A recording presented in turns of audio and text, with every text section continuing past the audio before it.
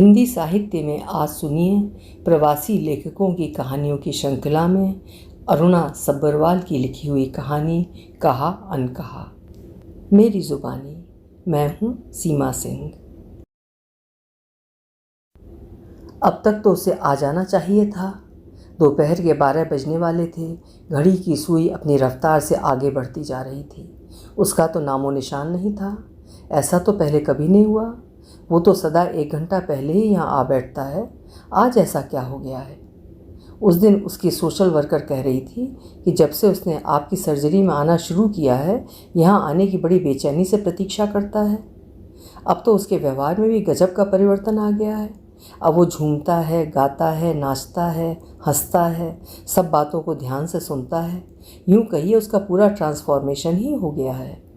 बेशक उसकी अपॉइंटमेंट मेरे साथ हो या ना हो, जब भी वो मेरे कमरे के सामने से निकलता है, धीरे से मेरे दरवाजे पर दस्तक दे, उत्तर की प्रतीक्षा किए बिना ही थोड़ा सा दरवाज़ा खोल, अपना गोल गोल चेहरा, उस पर भींची भींची आँखें और चेहरे पर चंद्रमा जैसी हंसी फैला, अंगूठा दिखा, ओके मिस कहकर चला जाता है। मुझे देखकर पल भर के लिए उसकी ज़िंदगी मुस्कुरा उठती है। कितनी मासूमियत है उसके चेहरे पर, कितनी निर्मल और स्वच्छ है उसकी हंसी। छल कपट की गंध तो जैसे उसके पास से गुजरी तक ना हो कभी। मुझे उसकी अब चिंता होने लगी थी। मरीजों की लिस्ट समाप्त होते ही मैंने रिसेप्शन डेस्क से पूछा, लिज, तुमने जॉर्ज को देखा है क्या? मिस डेजी, आज तो जॉर्ज की अपॉइंटमेंट नहीं है। आज मंगलवार है, उसे लिस्ट पर होना चाहिए था।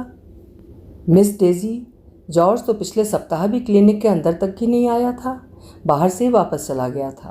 पिछले सप्ताह जब मैंने बाहर शोर सुना तो बाहर जॉर्ज अड़ियल बच्चे की तरह जिद पकड़े बैठा था कि मैं अंदर नहीं जाऊंगा। मिस विलियम ने बहुत समझाया, किंतु वो टस से मस नहीं हुआ।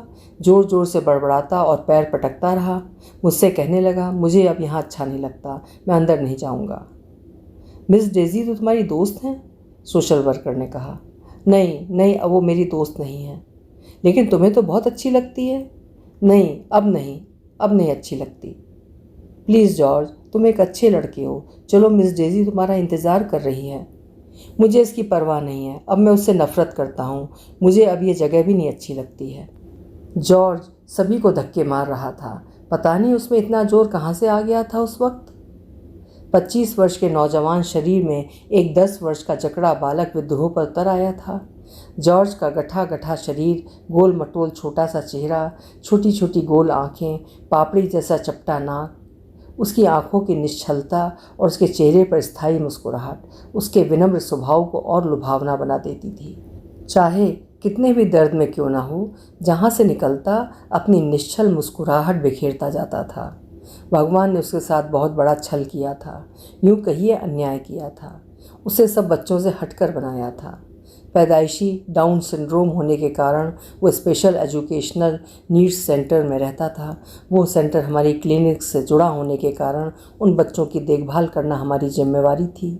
हमारी जिम्मेदारी थी कि हम जॉर्ज और उसके साथियों की सोशल डिसेबिलिटीज़ में सुधार लाके उन्हें इस काबिल बनाएं कि वो मुख्य धारा में एडजस्ट हो सकें। जॉर्ज हर मंगलवार को मेडिकल चेकअप के लिए आता था। एक सप्ताह डॉक्टर के पास, दूसरे सप्ताह नर्स के पास बीपी, वजन, खून टेस्ट और छोटी मोटी समस्याओं के लिए। आज मेरी क्लिनिक में जॉर्ज पहली बार अपनी सोशल वर्कर के साथ आया था। दोनों कमरे में बैठे अपनी बारी का इंतज़ार कर रहे थे। मिस विलियम तो अखबार पढ़ने लग गई और जॉर्ज अपने दोनों हाथ घुटनों में दबाए कुर्सी पर बैठा आगे पीछे झूम रहा था। जॉर्ज टॉमस, मैंने पुकारा। यस मिस, जॉर्ज बच्चों की भांति अपना हाथ उठा कर के बोला, फिर जल्दी से अपना हाथ घुटनों में छिपा लिया। गुड मॉर्निंग जॉर्ज, सिकुड़ के बैठे बैठे उसने सिर हिलाकर धीरे से कहा। Good morning miss. जॉर्ज अंदर आओ, बैठो, मैंने कुर्सी की ओर इशारा करते हुए कहा। वो सिकुड़ के कुर्सी पर बैठ गया। जॉर्ज, अगर तुम शर्माते रहोगे तो हम दोस्त कैसे बन पाएंगे, मैंने कहा। डॉक्टर, तुम मेरी दोस्त बनोगी, वो धीरे से फुसफुसाया। हाँ हाँ, क्यों नहीं। उसके नोट्स मैं उसके आने से पहले ही पढ़ चुकी थी। जॉर्ज प्लीज़, दाई बाजू से अपनी कमीज ऊपर करो, तुम्हारा ब्लड प्रेशर चेक करना है, फिर तुम्हारा वज़न। उसने सिर हिलाकर कहा। Okay miss. अपना काम समाप्त होने पर मैंने कहा, जॉर्ज अब तुम जा सकते हो। रिसेप्शन से 2 हफ्ते की अपॉइंटमेंट ले लेना। और अभी तक वो सिर नीचे किए बैठा था। चलो जॉर्ज, मिस विलियम के साथ उठ वो सिर नीचा किए बाय बाय करता चला गया। हर दूसरे मंगलवार को निरंतर आता रहा। धीरे धीरे वो कपड़े की तह की भांति खुलने लगा था। अब तो मंगल की दिनचर्या से वाकिफ़ हो चुका था। जॉर्ज, आज तुम बड़े स्मार्ट लग रहे हो। थैंक यू मिस, उसने मुस्कुराते हुए कहा। आओ वज़न देखते हैं। मशीन पर चढ़ते ही उसने पढ़ना आरंभ कर दिया और बोला, मिस ये दो नंबर क्यों हैं? 1 किलोग्राम और दूसरा पाउंड्स। ये पैसों वाला पाउंड्स है क्या? नहीं, ये वज़न के संदर्भ में आता है। उसने अपने भोलेपन और लुभावने आचार व्यवहार से सबका मन जीत लिया था।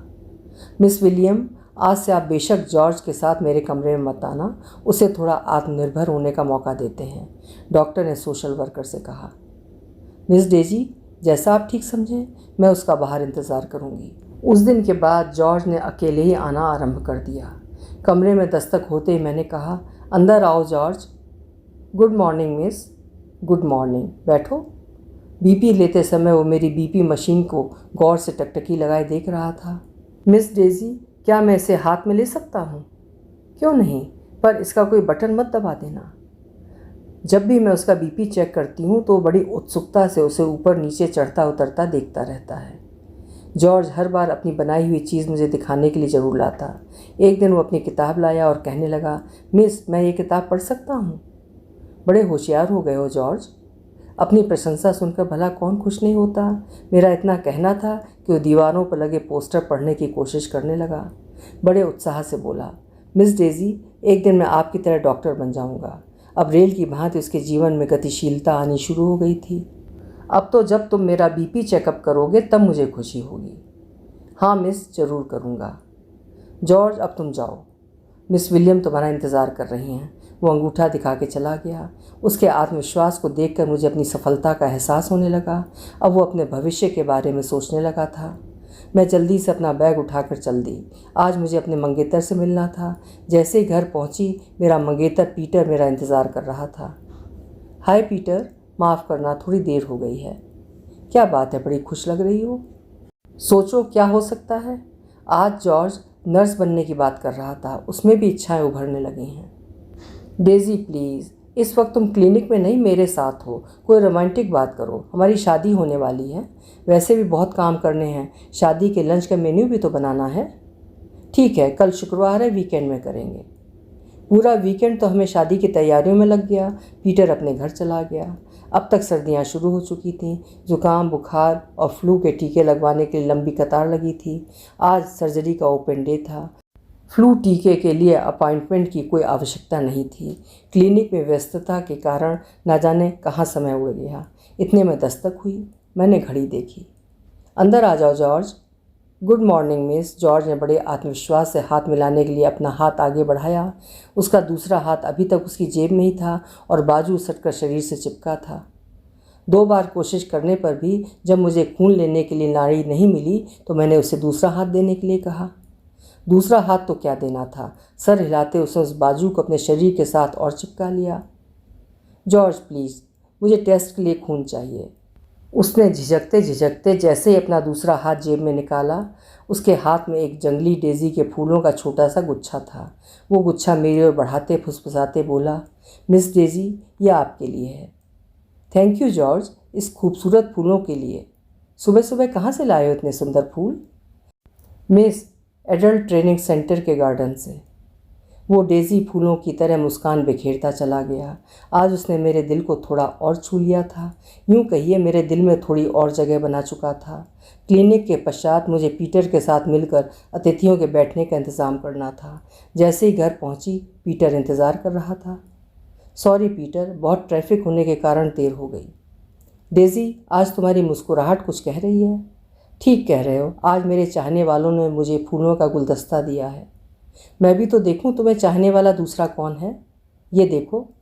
पीटर जोर से हंसता हुआ बोला, तुम इन जंगली फूलों को गुलदस्ता कहती हो डियर? प्लीज़ पीटर, मजाक मत उड़ाओ बेचारे का। ये सोचो कि उसने कितनी मेहनत की होगी सुबह सुबह फूल चुनने में। डेजी, कभी कभी इतनी भावुक क्यों हो जाती हो? चलो अब जल्दी करो, बहुत सारे काम करने हैं। पहले अतिथियों की लिस्ट बनाते हैं। पीटर, वो शाम को घर पर भी बना सकते हैं। चलो पहले फ्लैट का काम करते हैं, वहीं पिज़्ज़ा मंगा लेंगे। उस रात मैंने और पीटर ने फ्लैट का पूरा काम समाप्त कर दिया। अब केवल फर्नीचर की डिलीवरी बाकी थी। अब तो मुझे जॉर्ज का इंतज़ार रहता था। वो बाकी मरीजों से हटकर था। अब तो सोशल वर्कर भी उसे बाहर ही छोड़ जाती और 12 बजे आकर ले जाने लगी थी। दरवाजे पर दस्तक हुई। कम in George. Good morning miss. वो खुद ही बीपी चेक के लिए अपनी कमीज की बाजू ऊपर करने लगा। जॉर्ज, आज बीपी चेक नहीं करना है, अभी अभी कंप्यूटर में तुम्हारी रिपोर्ट देखनी है। मुझे कंप्यूटर में जूझते देखकर जॉर्ज से रहा नहीं गया और बोला, मिस क्या मैं इसे ठीक कर सकता हूँ? मैंने झिझकते हुए कहा, मुझे थोड़ी और कोशिश करने दो। कोशिश करते करते मैं हताश हो चुकी थी। मेरे पास और कोई रास्ता नहीं था। मैंने कहा, ठीक है जॉर्ज, और मैं उसके साथ वाली कुर्सी पर बैठ गई। ना जाने उसने कौन सा बटन दबाया, मेरा कंप्यूटर चल पड़ा। जॉर्ज अपनी सफलता पर खुश होकर खुद ही तालियां बजाए जा रहा था। मैंने ठीक कर दिया, मैंने ठीक कर दिया। वो सदैव अपनी तरफ मुझे प्रभावित करने की कोशिश करता रहता। उसकी खुशी उसके पूरे शरीर पर झलक रही थी, मानो एवरेस्ट के शिखर पर चढ़कर आ रहा हो। इधर मैं बहुत व्यस्त थी। शादी की अब केवल कुछ ही हफ्ते रह गए थे और अभी तक शादी का जोड़ा भी तैयार नहीं था। केक के ऑर्डर में भी कन्फ्यूज़न हो रहा था। चर्च के पादरी की भी कन्फर्मेशन नहीं हुई थी। फूलों का भी ऑर्डर देना था। फिर क्लिनिक में भी आना था। आज जॉर्ज को शादी की छुट्टियों से पहले आखिरी बार मिलूंगी। मैं रिसेप्शन में उसे खुद लेने चली गई। जॉर्ज वहाँ नहीं था। लिज, आज जॉर्ज नहीं आया क्या? देखा नहीं, वो तो हमेशा 1 घंटे पहले ही आ जाता है, शायद बाथरूम गया होगा। मिस डेजी, आज तो जॉर्ज खुशी से गुनगुना रहा था। कह रहा था कि मिस के लिए खुशखबरी है। बहुत उत्साहित था। जब मैंने पूछा क्या खुशखबरी है तो बोला, तुम्हें नहीं, मिस डेजी को ही बताऊंगा। ठीक है, जब वो बाथरूम से आए उसे मेरे कमरे में भेज देना।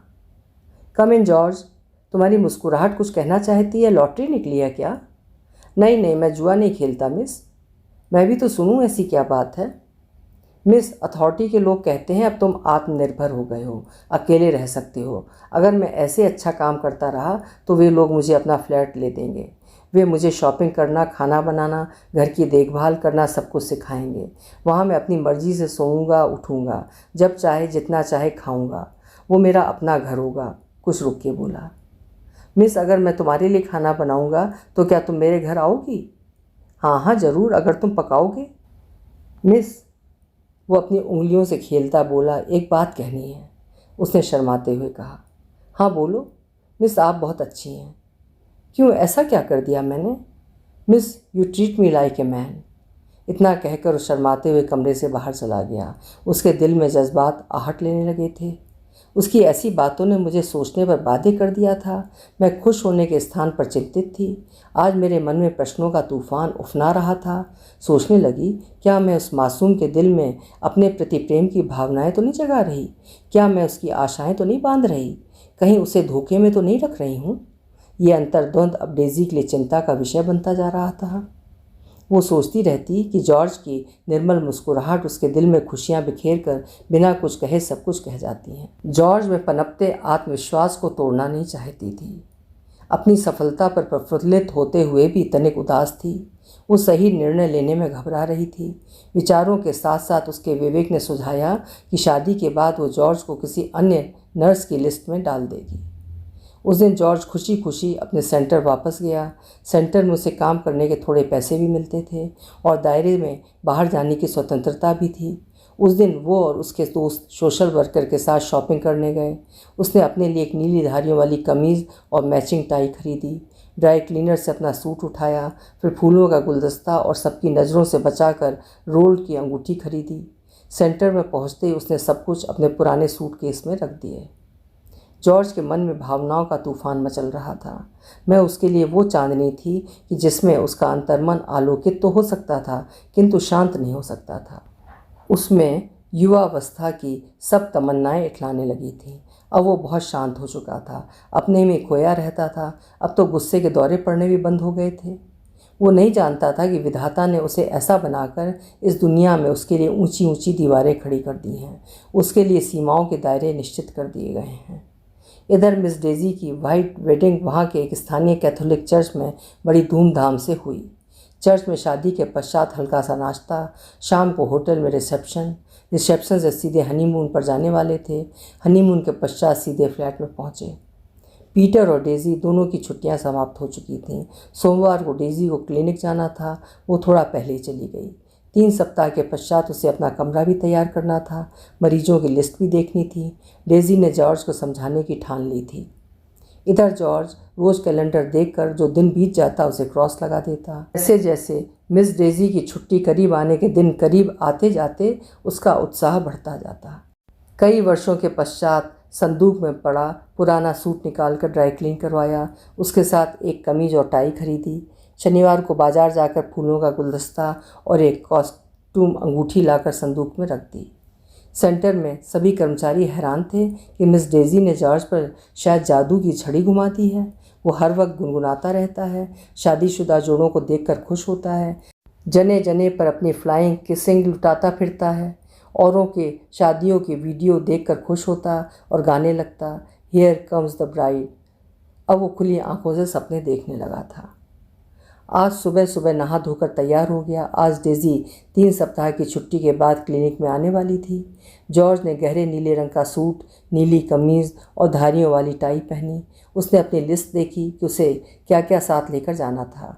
फूलों का गुलदस्ता, एक छोटी सी डिब्बी और वेलकम कार्ड। मिस विलियम्स, चलो देर हो जाएगी, जॉर्ज ने बेचैनी से कहा। काम डाउन जॉर्ज, अभी बहुत समय है। जल्दी करो, जॉर्ज ने पैर पटकते हुए कहा। हार कर मिस विलियम्स उसे 9:30 बजे क्लिनिक में छोड़ आईं। जॉर्ज कुर्सी पर बैठा पैर हिलाता रहा, कभी आगे पीछे घूमने लगता, कभी अपने हाथ में पकड़े मुरझाए फूल तोड़कर ऊहा-पोह डालने लगता। घड़ी की सुई से उसकी निगाहें हटी नहीं। जॉर्ज के हृदय की गति उसकी घड़ी की सुई से अधिक तेज भाग रही थी। आज वो एक साधारण नौजवान था। वो एक ऐसे खिलौने की चाह कर बैठा था जिसे वो न पा सकता था न छू सकता था, केवल दूर से ही देख सकता था। पूरे 11:30 बजे जॉर्ज ने दरवाजे पर दस्तक दी। Come in George, lovely to see you, कैसे हो? मी टू, जॉर्ज ने उत्तर दिया। वाह, आज जॉर्ज बड़े डैशिंग लग रहे हो, क्या बात है? डार्क सूट, मैचिंग टाई, किसी डेट पर जा रहे हो क्या? क्या नाम है उस लकी गर्ल का? जॉर्ज चुप रहा।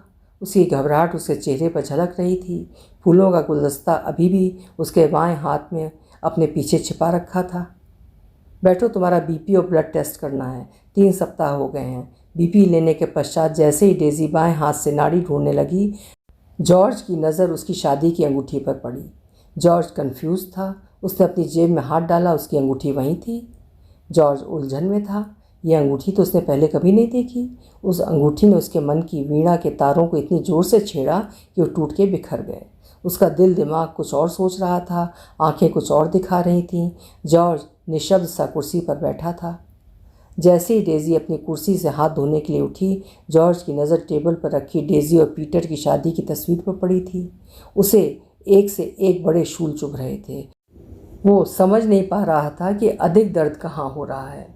बेबस कल्पना के संसार से यथार्थ में आ चुका था। मिस डेज़ी उसके जीवन में एक किरण लेकर आई जो चमकने से पहले बुझ गई। वो नहीं जानता था कैसे अपने जज्बातों को संभाले।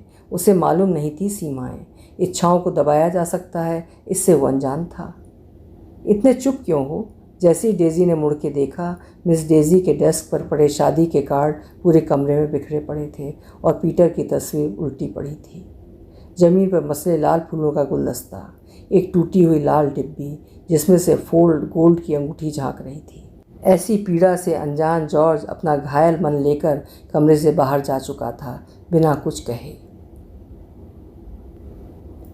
अभी आप सुन रहे थे अरुणा सब्बरवाल जी की लिखी हुई कहानी कहा अनकहा, एक मरीज के अपने डॉक्टर के प्रति अंकुरित प्रेम की कहानी। आशा है आपको पसंद आई होगी। पसंद आई हो तो कहानी लाइक ज़रूर करिएगा। कल फिर मिलेंगे। आपका समय शुभ हो।